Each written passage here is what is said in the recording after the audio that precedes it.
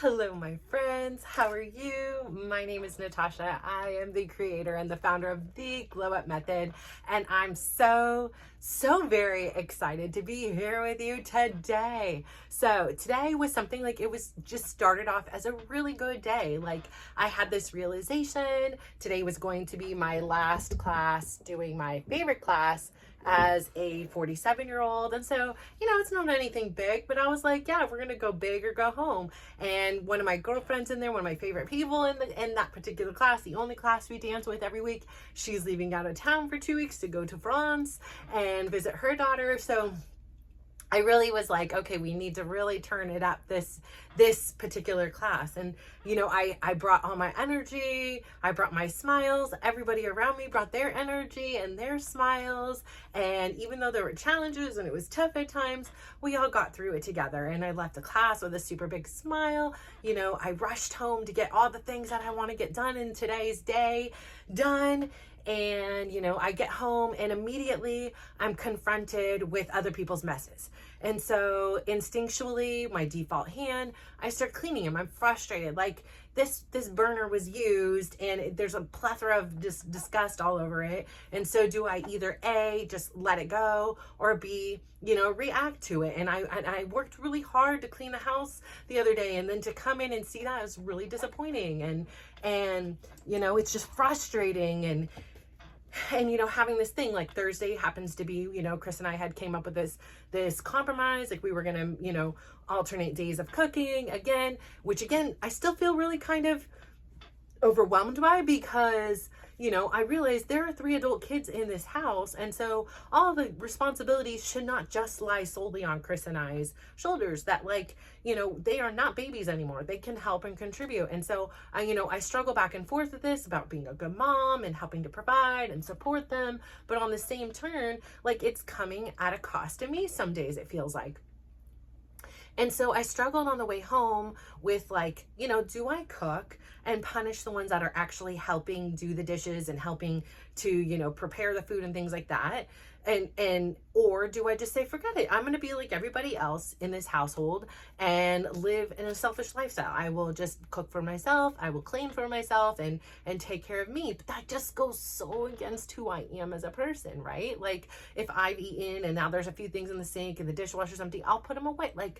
And then I struggle with it, because I'm like, I'm just standing here refilling my water. I can certainly just put away these things, and then the cycle begins, right? And so, I'm in there. My daughter's frustrated about the situation because the way the living situation is, that also doubles as where her sleeping is. And so she's got to smell the dishes all night, and, she doesn't have the luxury of going into her room and shutting the door. And I've offered her my room. She's declined it multiple times. So there's nothing I can do. I can't just force her to throw her up here and force her to be in here. So again, we're in this lockhold. And so, her and I have both preaching to the choir, and, I'm starting to feel defensive because she's like, there just wasn't enough discipline for them, and they weren't punished, and they never had things taken away. I'm like, but they did. You're not aware of everything that went on with the parenting when you went into your room that you had before and closed the door. Like, I have done the best I can, but primarily I have been the only disciplinarian in this family, unless I really was at my edge and was like, Chris, nobody's listening, and then he would overreact and do crazy stuff.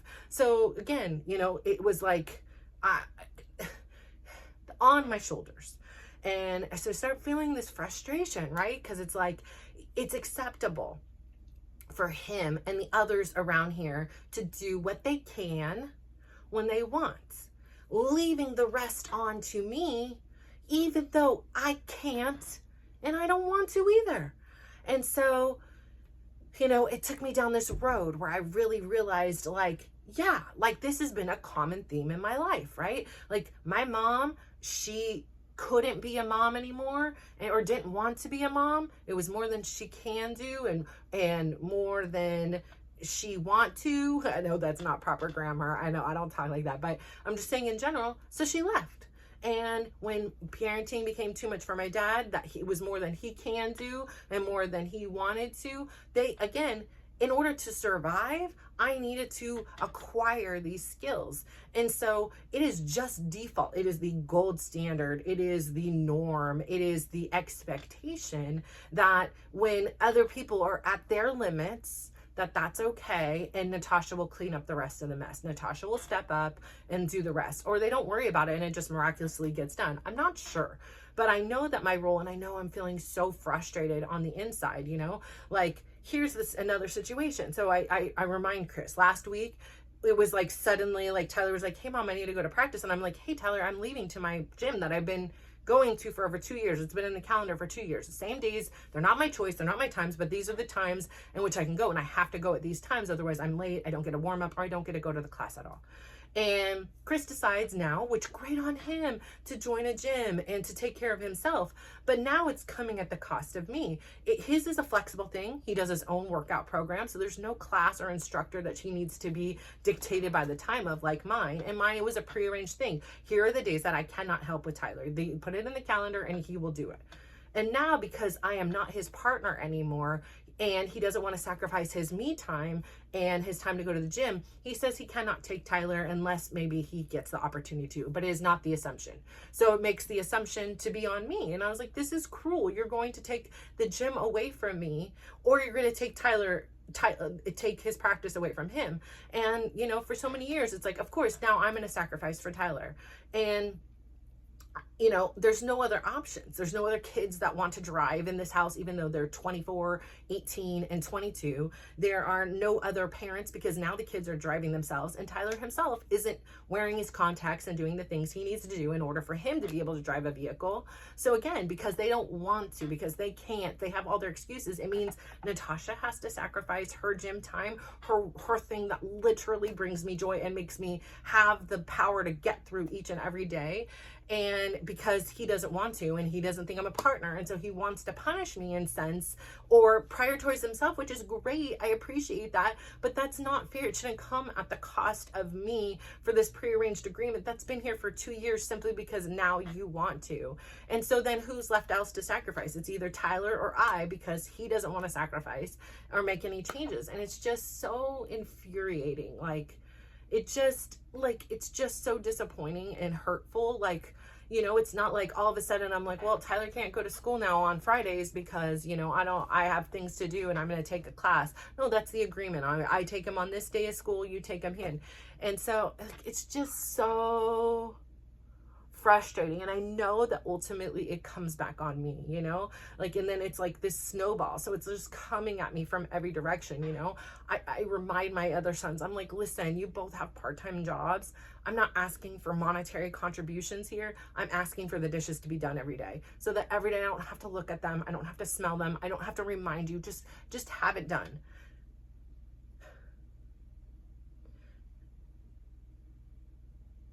And so I'm exhausted of the things, and then it takes me to the point, when I was 16, I was working a full-time job and going to school and still doing half the parenting things in my house. By the time I was 18, I was living on my own. By the time I was 22, I was pregnant and living on my own. By the time I was 24, I was pregnant with my second child. And I'm not saying that the decisions, choices, mistakes, lessons, whatever of my life mean that they need to alter theirs. It just means that I'm asking for help and support. And I feel this tug because I don't want to just react. I want to respond, right?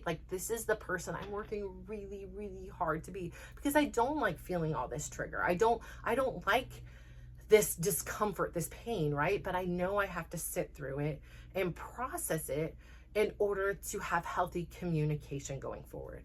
And I get it. I get my daughter's perspective where, she doesn't have a space in place of her own. I get that, her and her dad haven't spoke in over a month. And they're both sharing a space. I get that these other boys get to go into the room and close the door and not have to deal with the reality of what it's like outside of the room.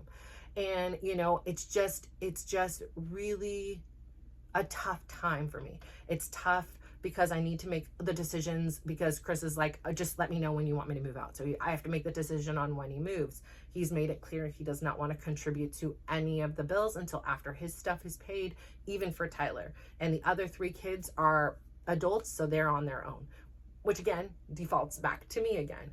And, I just feel like the weight of the world is on my shoulders and the decisions. And it's like, I want to make my forward progress. And then this is where, you know, thankfully I have therapy session today. So don't worry, don't get yourselves all in, and don't worry about me. I'm just here, you know, showing you that life's, right? Like I could have started, which I did, my morning so beautifully and everything went as planned. And I had my magical morning when I had my daily dose of dysregulation. I even had some meditation. I did my course lessons. Like I did everything the way I wanted to design it and in the way in which I was proud. And then life lifed, right? Like I had things coming at me, dodging at me every which way in every corner from every person that's in my family that I adore. And it really was this opportunity and lesson for me to pull back. Like I decided I'm going to run and write. Like I wanted to get on here and be like, blah, blah, blah, blah, blah, you know, but I was like, I'm going to run, I'm going to get my steps, I'm going to write, and I'm going to clear my mind. I'm going to figure it out. What is it I want and what is it I need?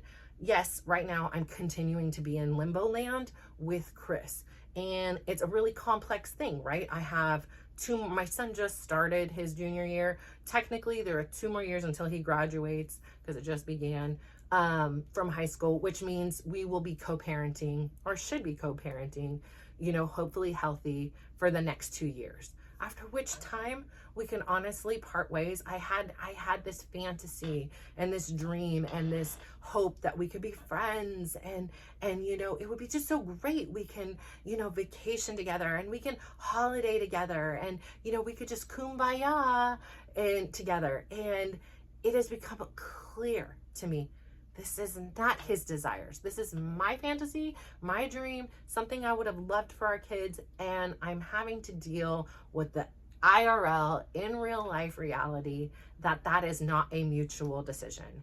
And so in order for me to do that, I need to now look at him as he is not my friend.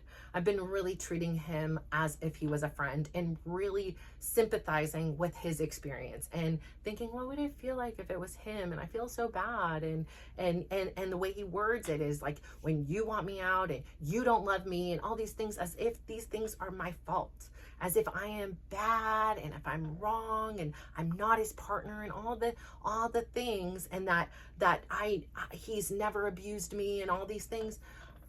Fine, you are entitled to your opinion. You can think whatever you want about me.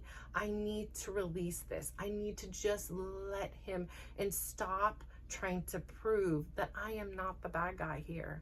I am not wrong. I am not going to take it back that I feel abused. I feel mistreated. That's my feelings. That's my experience. And your experience, even though it's the same exact experience, may be something very different. I may be the assailant. I don't know but what your experience is. But what I do know is my experience is real. That this is my perspective.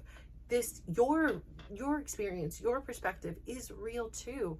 And I've spent so many years like trying to prove to everybody, I'm a good mom, I'm a good friend, I'm a good lover, I'm a good wife, I'm a good person. And I'm tired. I'm tired of trying to prove something to people that don't want to see it. There are so many people out there that I don't even need to try, and they just see the good in me. I'm not even doing anything but just being me, and they accept me and they appreciate me and they're kind to me, and I accept and appreciate and I'm kind to them. And these are the people in which fill up my tank, in which bring me joy, that I'm excited to see. And then I feel this dread and this heaviness when I'm around the other people that I'm having to prove and say something to, and I'm at the wit's end of it. And as I should be, right? Like, it's not my job to prove I'm good. I just know I'm good. I know what my heart is. I know what my intentions is, and I just need to be clear. And I need to understand that, yes, and accept people for who they are. Chris has decided long time ago he does not want to support the kids if he is not here. When he is here, he will cook something for himself, he will clean his dish and put it away. Helping the family as a whole is not his desire. It is not his perspective of life. Does not seem like his responsibility, and he feels it is my obligation to do so. And I just need to just accept that that is the way it is. I need to have a conversation with my adult children of what I can and cannot do in regards to, pulling the weight around here and how I can use some support. Perhaps if somebody starts driving and helps me out, then I can be able to do everything that needs to be done of me and required of me without feeling this extra burden without him here. And, I think I'm getting closer to the point where I now had to get to the point where I could say, yes, a dissolution, of our marriage is the healthiest thing. And now I need to put in and follow it up with a timeline because it isn't healthy. And I have these expectations, and based on what he said, and he never came back and said, hey, I can no longer take him to practice. It's just, I'm just not going to and not show up. And, it's really reminiscent of when my mom left. And again, this is my perspective, so it triggers me, when my mom left and without a word and just showed up when she wanted to and showed up when she could. And then the other times it didn't really matter the aftermath on us. And so I think, every time a situation like this happens, it's a great opportunity for me to remember and heal that it isn't just Natasha's responsibility to pick up the slack when other people don't want to, when I can't, when I don't want to either.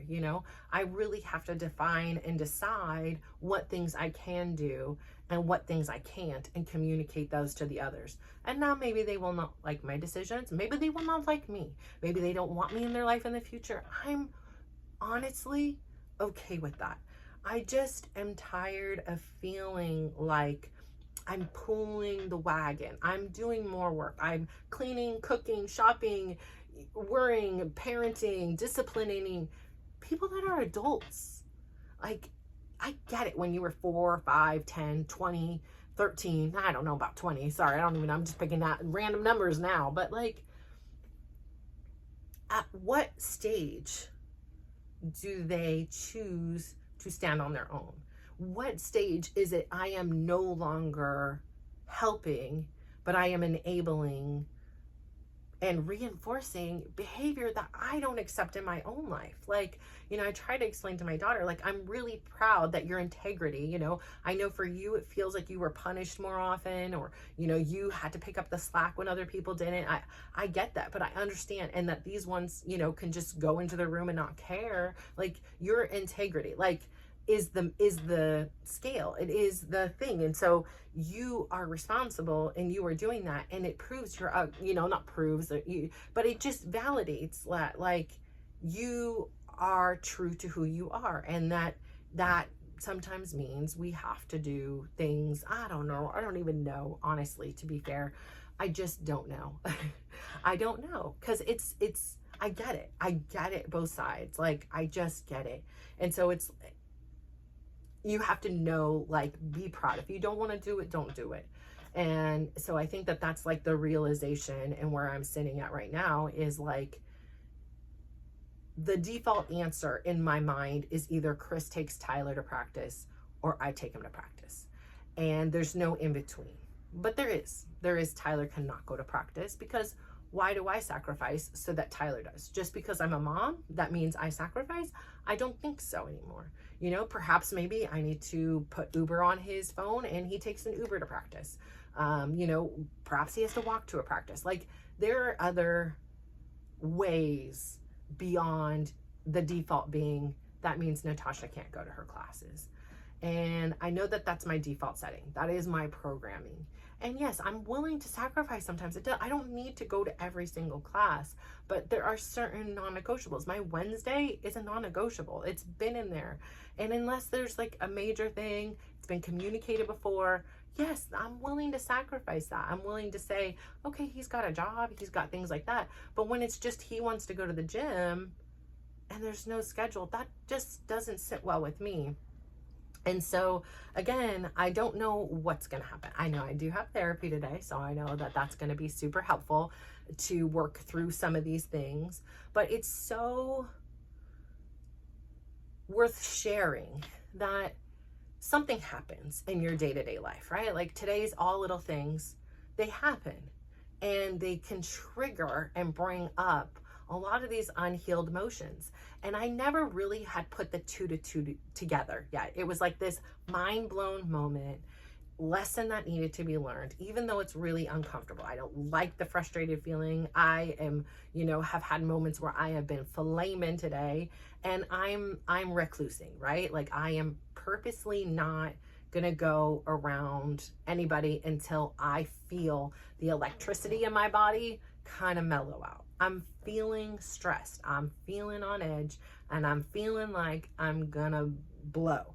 And so it's best for me to just stay my course, stay here until I can feel calm again, and until I can process what's going on. So having all these instances happen connected me for the first time ever to why that is my place to go. Why is it I get so frustrated when somebody says that's all they can do and they don't want to? And why do I get frustrated? Because it reminds me of all the times that my mom wasn't there because she can't or couldn't and didn't want to be. And for whatever reasons they were valid, I'm not holding anything. When my dad was out drinking or came home on drugs and was passed out, and just because he couldn't parent or didn't want to parent in those moments, it didn't mean it was my responsibility to now do that. Same thing when my mom, had her suicide attempt. It wasn't my responsibility, but in order to survive, my body, my brain figured out, uh-oh, girl, you better step up. Even though you can't and you have no business doing these things, you better, or you're not going to survive, and neither is your brother. Those are your responsibilities now. And nobody explicitly told me that. There were times, though, that my grandma definitely suggested that, like, hey, when dad isn't well, or dad's this, dad's so busy, you really need to help out with XYZ. I can understand that. And I really wanted to, right? Like, I didn't want to be a burden to anyone. And,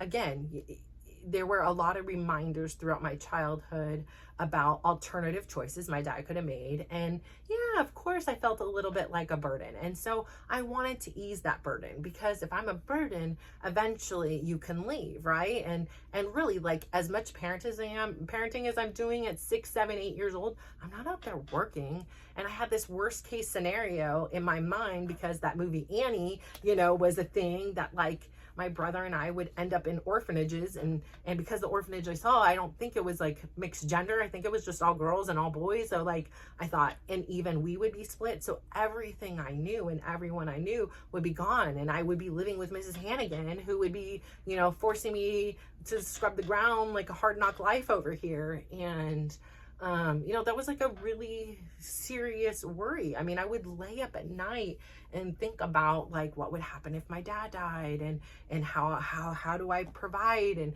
how do I take care of us, and would we end up in orphanages? And that was all I knew. And it's crazy to me how, like, life brings up these lessons, and I have to calm myself down. I have the ability to choose in this decision. I can use my default standard. I can go off. I can yell. I can, react to all these things.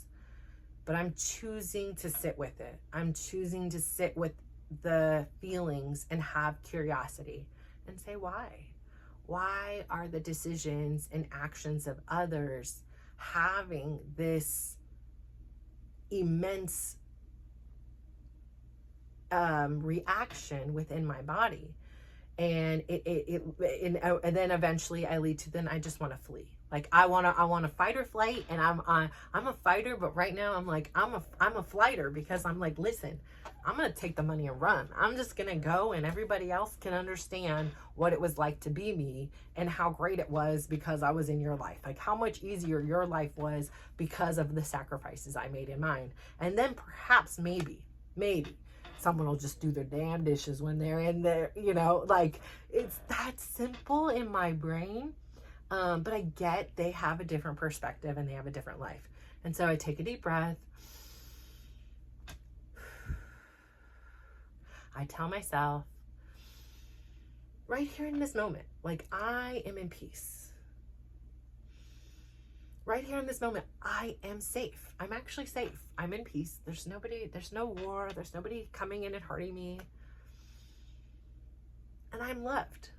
And if nobody in this world loves me beyond me, I love me, which means I'm loved. So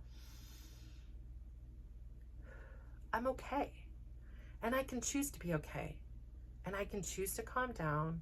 And I can choose to use my prefrontal cortex instead of my magnified, what is the heck is that called? Magdalena. We'll call it Magdalena. Oh my gosh, it's like literally on the tip of my tongue. And every time I try to say it, it says Matilda or something. I don't know what it isn't Matilda. Oh my gosh, it's going to come to me. But you know what I'm saying. That medigula, no, that's not right either. But that little part of my brain that is ready for war, that is ready to take on the war, I can just let it go. And I can navigate the rest of my day in a way that makes me proud. And so perhaps at times today, I've vented, I've written about, I've maybe even said things that maybe don't align with who I want to be. Maybe I've thought things. But I have the choice to change. And so today, I'm going to take all the experiences, I'm going to take all of the healing and the connections that have been made and understand myself a little bit better so that if nothing else, I understand that I have the power within me to not suppress and not to ignore and not to pretend this stuff isn't happening, but to really get to the root of the issue so that in the future, I'm more prepared and I can understand, oh, when Chris says he is not going to pick up Tyler and things like that, and he's doing all he can and he doesn't want to go to Costco, it's not about that personally. It's about me deciding, well, can I? Do I want to? And then deciding if I then continue with it. Because it is not a requirement for me to do more than I can and to do things I don't want to do. Yes, there are certain things I don't want to do. I don't want to necessarily pay my PG&E bill, but I do like the luxury of air conditioning on a hot day, and I do like electricity to charge my phone. So yes, I will do something I don't want because I like the result of it. But I'm not going to be forced to play anyone else's game because this is my life. These are my decisions, and I'm designing the life I'm proud of. And I'm proud of myself when I can say, I no longer have to choose to be the martyr, to not have a seat at the table, to take the harder seat and make all these sacrifices in order to make sure everybody else is comfortable. I deserve an equal playing field too. And I have a voice and I have opinions and I have needs, desires, and limitations as well. Me sacrificing is not the gold standard for my life, nor is it for yours. So I really hope today in my tumultuous, like challenging day to speak, like epiphanies, my realizations, that it will help you see that you are worthy of your experience. Everything you feel is valid. You are entitled to your perspective. And your perspective and somebody else's perspective may vastly look different, but it doesn't mean either one is right or wrong. You are entitled to your feelings, and so are they. And we don't need to change anybody, but we can have the power to change how we respond to it. And so I really, really am so proud of you and grateful that you sat here and listened to this whole, day that was just like a nah. So I feel immensely better. I feel more in control of who I am and how I want to proceed with the rest of this one day of today that I get. So I'm going to go out there today. I'm going to really take this perspective and this opportunity to grow and glow. And I really hope that you go out there today and despite anything that's going on, still give somebody a big smile, give them a compliment, and honestly, just watch how they glow up. So I thank you so much for tuning in. Can't wait to chat with you. We're almost at launch day. I'm so excited. So thank you so much. Take care. Bye.